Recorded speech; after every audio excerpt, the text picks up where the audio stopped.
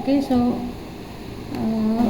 the small part remaining under this chapter is interactions, adverse effects, and uses of antipsychotics. Okay, so we have already covered the pharmacokinetics, individual drugs we have seen in the last lecture. Okay, so most of the things we have already covered what we are going to see today. Okay, so firstly coming to the interactions of the antipsychotics or the neuroleptics as they are known commonly. Okay, so these neuroleptics, as we have seen that they have certain CNS depressant property also. Drowsiness or sedation is produced by most of the neuroleptics which we have seen. Okay, or quietening, emotional quietening is produced, right? Okay, so these neuroleptics, when they are combined with other CNS depressant drugs, we have seen so many drugs or classes of drugs which have CNS depressant property. Okay, so neuroleptics can potentiate all the CNS depressants. Okay, so both these drugs show CNS depressant property. Hypnotics, anxiolytics, or alcohol, opioids, antihistaminics, all of them have CNS depressant property. Okay, so neuroleptics also have CNS depressant property. So both when given together or administered together, they will show additive CNS depressant property. So overdose symptoms may be seen. Okay, so overdose symptoms in the sense CNS depressant, additional or marked CNS depressant action will be seen when both the drugs are combined together. Then next interaction is with the drugs which are used in the treatment of Parkinson's disease, like levodopa or dopamine agonist. Okay, levodopa, we have seen that it is a prodrug. It gets converted into dopamine once it reaches the brain. It should get or activated in the brain. Active metabolite is the dopamine, because dopamine as such cannot cross the blood-brain barrier. So it is given in the prodrug form. So it gets activated, gets converted into dopamine, and that actually binds to the receptor. In case of dopamine agonists, we have seen that they directly go and bind to the dopamine receptors and stimulate them. So Parkinson's disease, there is a problem with the dopaminergic system. Okay, it is not in the sufficient amount. Okay, that is your dopaminergic system is not active enough. Okay, so for that you need to give such drugs which will promote the actions. Okay, or which will show the similar actions like your dopamine.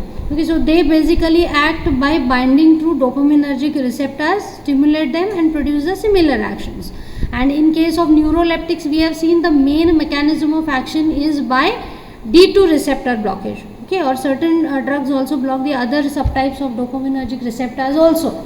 Okay, so neuroleptic drugs and the anti-Parkinsonian drugs, both of them act through opposite mechanisms. Okay, so both will decrease each other's action. Okay, so neuroleptics, by blocking the D2 receptors, it will block the actions of these drugs. Okay, specifically these two classes, levodopa, which is a precursor, dopamine precursor, and the dopaminergic agonist. Okay, so these won't show actions if they are combined along with the neuroleptics.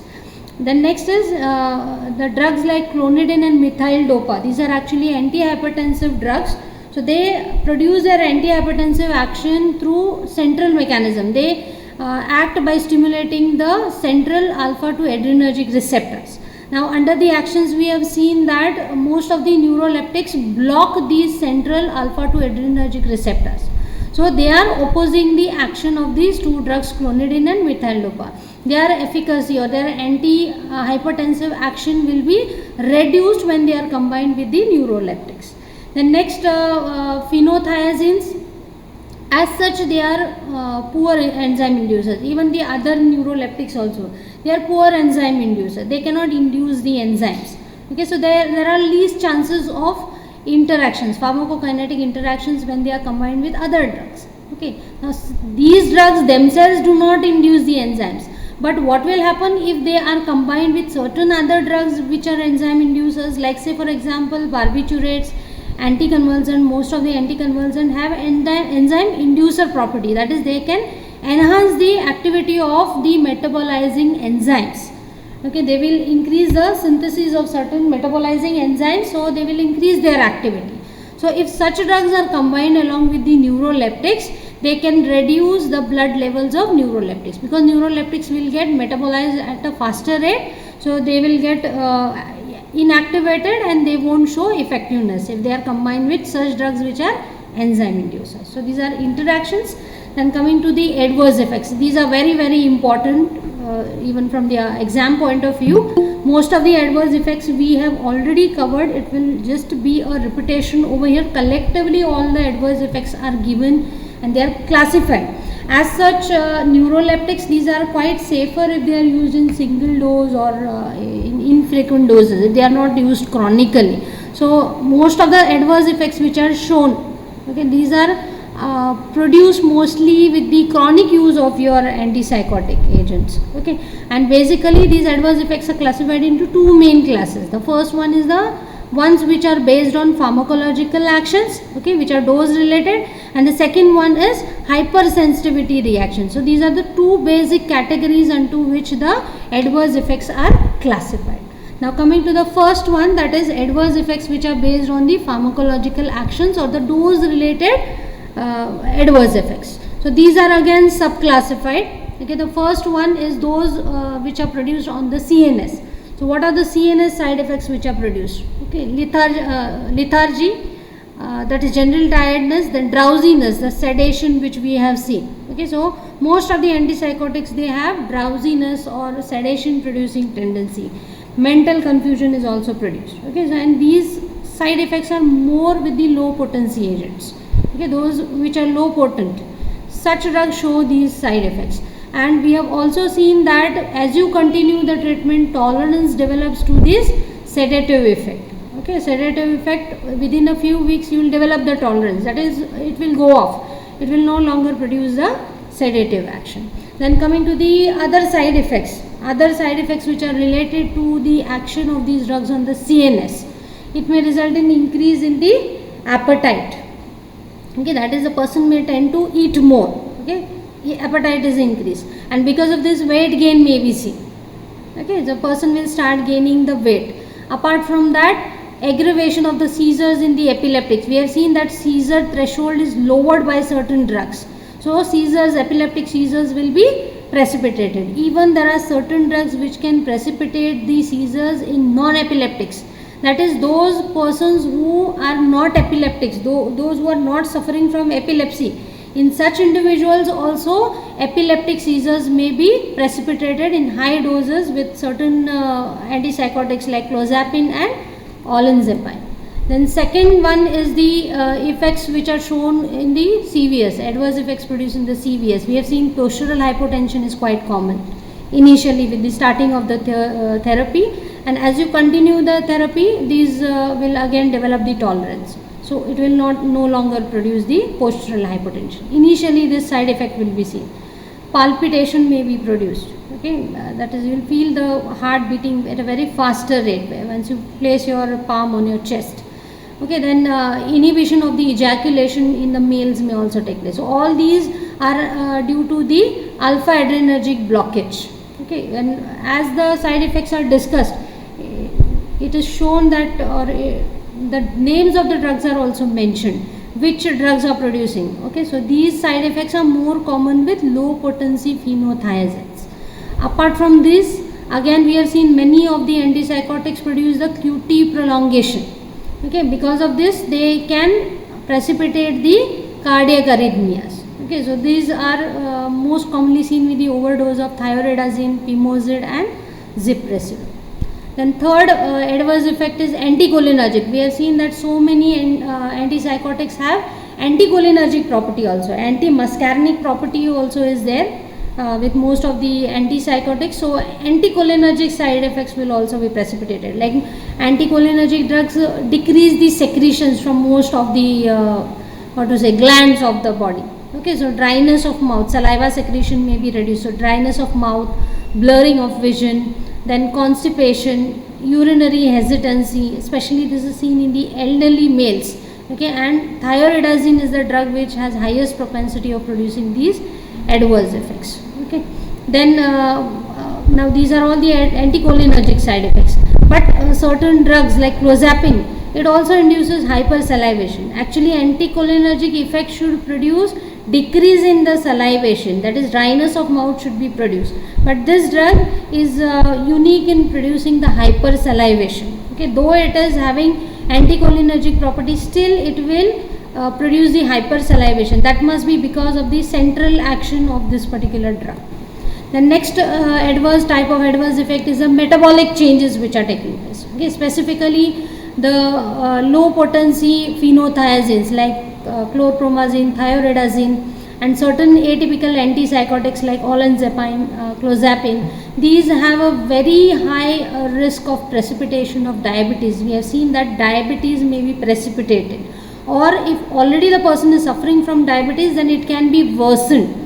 Okay, so you should be careful while administering these drugs in diabetics, or even in non-diabetics also it can start precipitating the diabetes. Whereas these drugs, trifluperazine, fluphenazine, haloperidol, and certain atypical antipsychotics like risperidone, aripiprazole, and ziprasidone, these have low risk, or they do not even precipitate the diabetes. Okay, as such the mechanism why this diabetes is getting precipitated is not known, but it could be because of the weight gain. We have seen that weight gain is seen, appetite is increased, so weight gain is seen.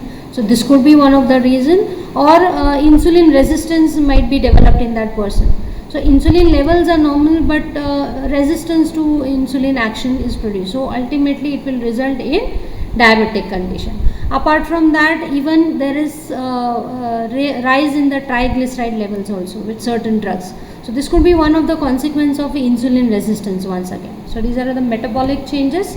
Then coming to the endocrine changes, we have already seen that hyperprolactinemia may be produced, increase in the prolactin release because of the D2 blockage. Actually dopamine, by binding to D2 receptor, it stimulates the pituitary gland to it suppresses, okay, it inhibits the release of prolactin. But here neuroleptics block these D2 receptors, and that's how it is inhibiting that inhibition, and it is resulting hyperprolactinemia. Okay, apart from this, even gonadotropin levels, these are also lowered. Okay, like FSH and LH level. Okay, so certain side effects may be produced, but these are rare to occur: amenorrhea, infertility, galactorrhea, milk production which is not associated maybe with the pregnancy, excessive milk production, gynecomastia, that is increase in the breast size in the males, which we have seen. This may occur, but they are rare to occur. Okay. Then this is very important, extrapyramidal side effects. Okay, so certain most of the drugs excepting the atypical antipsychotics, even certain atypical antipsychotics also have produce extrapyramidal side effects, but generally atypical antipsychotics do not produce these extrapyramidal side effects. It is typical antipsychotics which produce this extrapyramidal side effects. So these are the major limitation with the antipsychotic drugs. Now let us see what are these extrapyramidal side effects. These are again categorized separately. The first one is Parkinsonism. Okay, so we have seen that it blocks the D2 receptor in the basal ganglia, so that Parkinsonism like symptoms may be precipitated, like rigidity, tremors, hypokinesia. Okay, that is movement is affected. The person may not be, a rigidity will be produced, so your fine movements will get affected. Mask like face, that is your face will not show any expressions. Shuffling of gait, that is gait, your posture, or the way you walk will be affected, okay, with the prolonged use of these agents. Okay, so this can be reduced by other dose adjustments, and sometimes anticholinergic, anti-Parkinsonian drugs may be required to control these symptoms. If you can remember, anti-Parkinsonian drugs, they are divided into two classes: those drugs which are affecting brain dopaminergic system, and drugs, second class is drugs which are affecting the brain cholinergic system. Okay, so anticholinergic drugs have anti-Parkinsonian effects, and we have also seen a point that anticholinergic, anti-Parkinsonian drugs are the only drugs which are effective in controlling the drug-induced Parkinsonism. That's what we have seen over there. Okay, so this Parkinsonism, here the patient is not suffering from any Parkinsonism actually. There is no basic or underlying pathophysiology, but these symptoms are produced because of the antipsychotic drugs. They block the D2 receptor. That's why these symptoms are being produce. So these can be effectively controlled only by these drugs which are having anticholinergic properties. So all these symptoms can be effectively controlled. Now there is a rare form of extrapyramidal side effect which is seen in certain individuals. If you continue the treatment for years together, perioral tremors will be seen, okay, which is also known as rabbit syndrome. If you can notice a rabbit, it constantly makes certain movements, right? If you look at the mouth of that rabbit, continuously there is a specific movement of the mouth of that rabbit. If you have noticed, okay, if you can go through, you will just notice that rabbit makes a movement. So such kind of movements may be made by the that person who is undergoing this treatment, okay, for prolonged period. So this can also be controlled by the central anticholinergics. So this symptoms can be effectively controlled. The next type of extrapyramidal side effect is acute muscular dystonias. Okay, so the muscle tone is getting affected, so certain symptoms may be precipitated. Okay, so this is certain bizarre muscle spasms may be produced. Okay, so unusual muscle spasm may be produced. Okay, so contractions of the muscles, your skeletal muscles in the certain regions of your body may take place. Okay, so these involve mainly the lingiofacial muscles, that is your tongue or your mouth region or in the face region. So those muscles are basically affected. So the effects which are seen includes the grimacing. Grimacing is a kind of expression on your face when you are in deep pain. Okay, so when you are in excessive pain, the kind of expressions which you give on your face is grimacing. So such kind of expressions will be shown by the person. Tongue thrusting, that is forcefully throwing out the tongue out of the mouth. Okay, these are all involuntary. The patient is not doing it purposefully. Okay, so tongue thrusting may be seen. Then torticollis, that is one side of your neck, the muscles in your neck will be stiffened so that your head will tilt on one side. That is known as torticollis. Then locked jaw, you will not be able to open the jaw very effectively. Okay, like normally how you do. So locked jaw may be produced. So these may occur even immediately within a few hours of your administration of the drugs, and especially these dystonias are seen in children. That's why you are supposed to avoid antipsychotics in small children. Okay, sometimes they resolve even spontaneously without any treatment. Okay, but treatment like promethazine, hydroxyzine, okay, that is the central anticholinergics. So such drugs which are given, they can clear these symptoms. Okay. The next type of extrapyramidal side effect is akathisia. Okay, akathisia has the purposeless movement. Okay, like we have seen most of the drugs show agitation. Agitation is precipitated. That is, the person may become restless. Okay, so restlessness is produced. Feeling of discomfort and apparent agitation. So all this will make you to move. There is a desire to move. The person will be compelled to move about here and there, like how you do when you are anxious. If you are anxious or you are in a tension, what do? You cannot sit quietly at one particular place, right? So if you are afraid of something, or if you are in a panic situation, or if you are in an anxious situation, what do? You try to comfort yourself by making movements. You will start walking here and there. So these are all purposeless movements which are being precipitated, somewhat which are produced during the anxiety. But actually these are not because of the anxiety. You are not suffering from anxiety, but such effects are produced because of your antipsychotic drugs. Okay, so over here also you can give central anticholinergics, or propranolol can be given to control these symptoms, or even reduction of the antipsychotic dose may be done, or an alternative antipsychotics may be given. Okay, so those which do not show these effects. The next extrapyramidal side effect is malignant neuroleptic symptoms. So here the person may show symptoms like rigidity, immobility, then the tremors may be seen. Okay, so all these symptoms are similar to your Parkinson's like symptoms. Fever may be seen, semi-consciousness, so you will not be completely alert. Fluctuations may be seen in the BP and the heart rate, and one of the serious side effect is the myoglobin may be seen in the blood. Okay, myoglobin actually is a protein which is found in your skeletal muscles, iron and oxygen binding protein which is found in the muscles. So this may be seen in the blood. So this, at times this can be fatal. You need to stop the treatment of your antipsychotics, and to treat this condition IV dantrolene may be given. The next kind of extrapyramidal side effect is tardive dyskinesia. Okay, so here again there are purposeless involuntary facial and limb movements. So specifically in your face, okay, or in your limbs, there will be purposeless and involuntary. You are not doing those movements, but they are happening without your knowledge.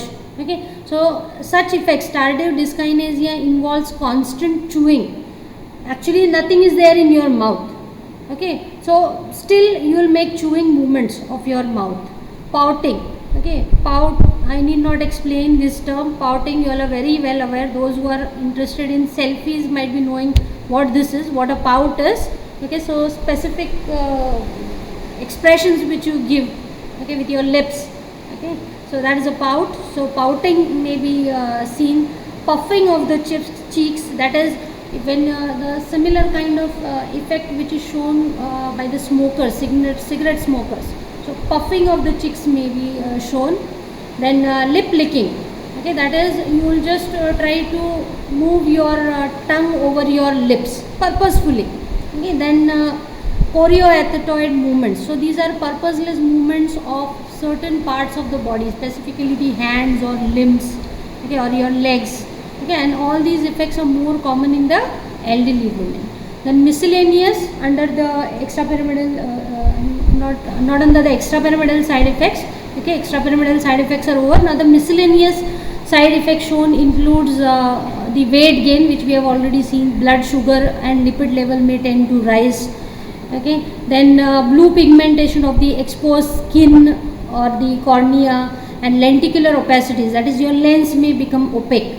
Okay, or sometimes retinal degeneration, the damage to the retina may also take place, and this is more common with thioridazine. We have seen that this drug is not very popularly used because of its damage to the eye which it causes. Okay, so specifically these side effects may occur rarely, but with long term use of antipsychotics.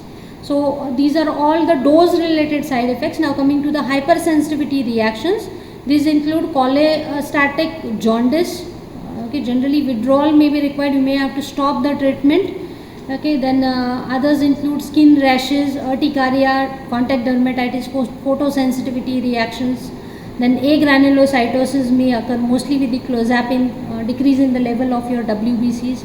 Then myocarditis also is seen with the clozapine, that is inflammation of the wall of your heart may be seen. So these are all the hypersensitivity reactions. So these are the adverse effects. Coming to the uses, first and the very important one is in the treatment of psychosis. Okay, under that main one is schizophrenia, for which these drugs are preferred. Certain antipsychotics also show effectiveness in the affective disorders like mania or bipolar disorders. Organic brain syndrome can also be controlled, which is again a type of psychosis. Then the second is anti-anxiety. They have anti-anxiety properties, so they can be used in the treatment of anxiety also. Then we have seen they can block the D2 receptor in your CTZ. So they have anti-emetic properties. So they are used as anti-emetics to control the vomiting. Apart from this, there are certain other uses. These include to potentiate the hypnotics. Okay, your hypnotic drugs, because these also have sedative property.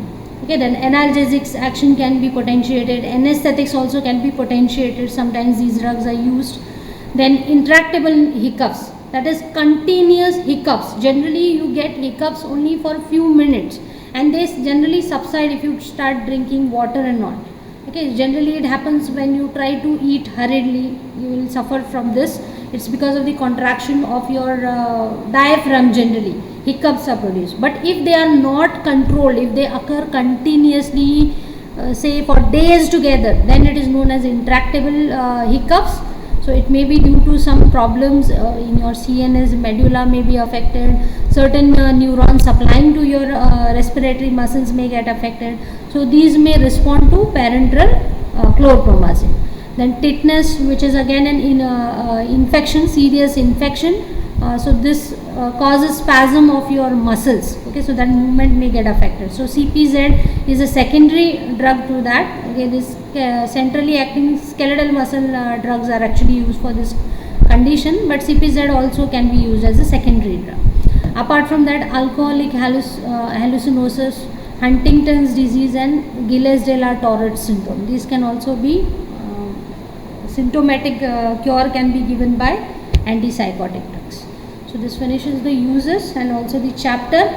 The important questions relating to this chapter is classification of antipsychotic drugs. Question may be clubbed with certain other small questions also, like pharmacology of chlorpromazine may be asked. It's a prototype drug and an important drug also, so which we have discussed in detail. So pharmacology of chlorpromazine is important. Then the mechanism of any one of the antipsychotic drug may also be asked. May it be chlorpromazine or any of the atypical antipsychotics or whatever it is. Okay, so atypical antipsychotics are very important. We have seen which type of receptors they block. Okay, so mechanism of action of any of the drug may be asked. Then adverse effects, which we have covered today. So that is also very important from exam point of view. Then a note on atypical antipsychotics may be asked, because it's a latest class and a very important class also, which is used as an alternative or those conditions which are not responding to typical antipsychotics. And the uses of antipsychotics may also be asked. You can elaborate a little bit on to what uses we have discussed today.